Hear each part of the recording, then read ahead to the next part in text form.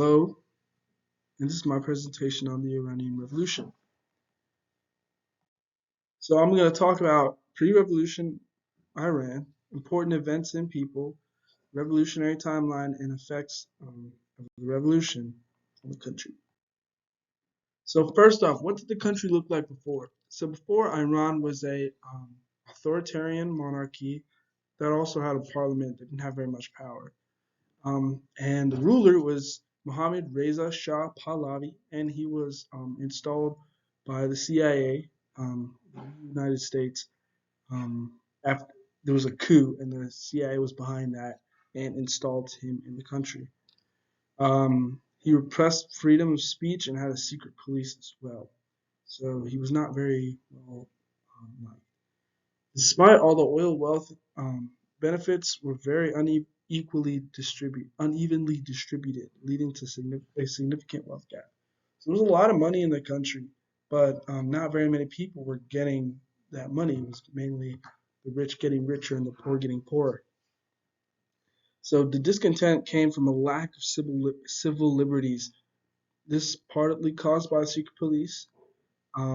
So people were upset that they didn't have very many freedoms due to the Shah and his posse. So the atmosphere of discontent and the many grievances against the regime created a fertile ground for revolution, and that is exactly what happened.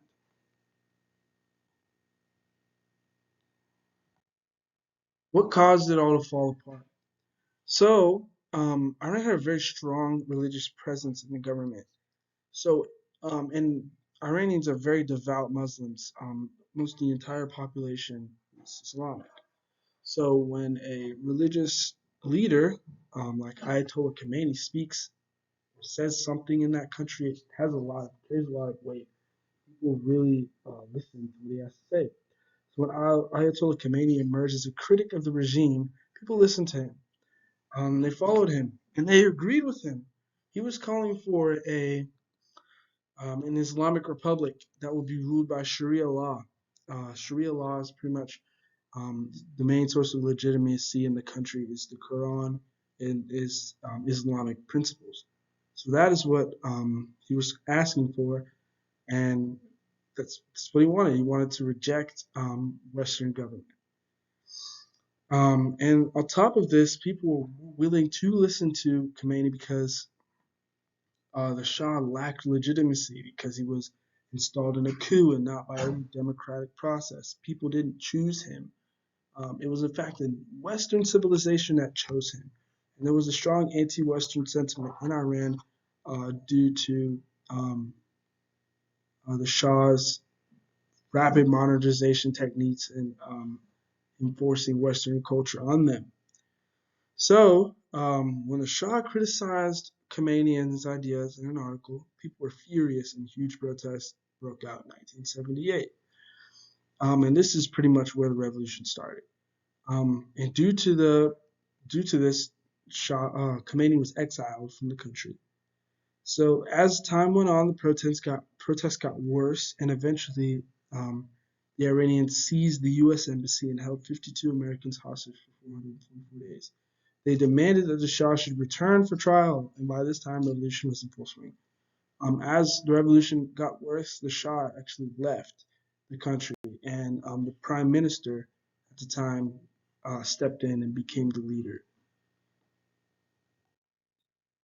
What was the aftermath? So they got what they wanted. It was a successful but very violent revolution. When things were at their worst, martial law was declared, and hundreds of people were killed by the military as they were just firing on the crowds. So the establishment of the Islamic Republic was what they wanted, and that's what they ended up getting. Um, and Sharia law was adopted. So the main source of legitimacy in the government was Sharia law. Um, with that, women's rights were restricted. For example, a dress code was required to be followed in public, and the country adopted a morality police. And that later became a problem because a lady was arrested by the morality police for not wearing her hijab in public, if my memory is correct. And she ended up dying in her custody, and it became a huge thing. And people started to protest for women's rights. using her as a rallying cry. Anti-Western sentiment, there was a lot of it, mainly because of the Khomeini, the new supreme leader, pretty much was just pushing that rhetoric of anti-Western sentiment, and also due to the West interfering with our government and installing somebody they didn't like in the Shah.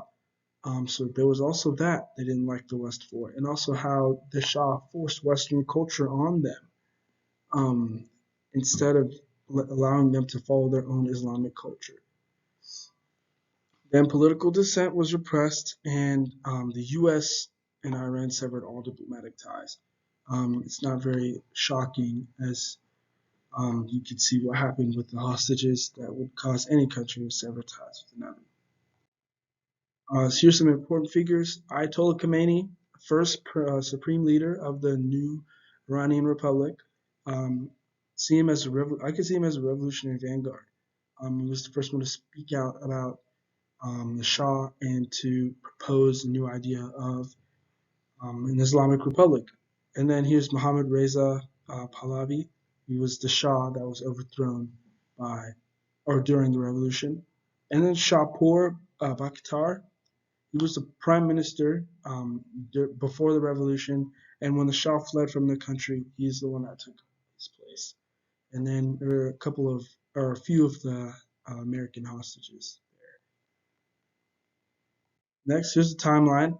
As you can see in the very first very first event, Operation Ajax in 1953, when the CIA orchestrated a coup to overthrow the prime minister named Mossadegh, and they installed Shah Pahlavi in the government.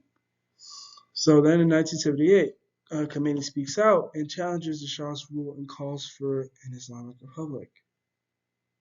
Then things get bad.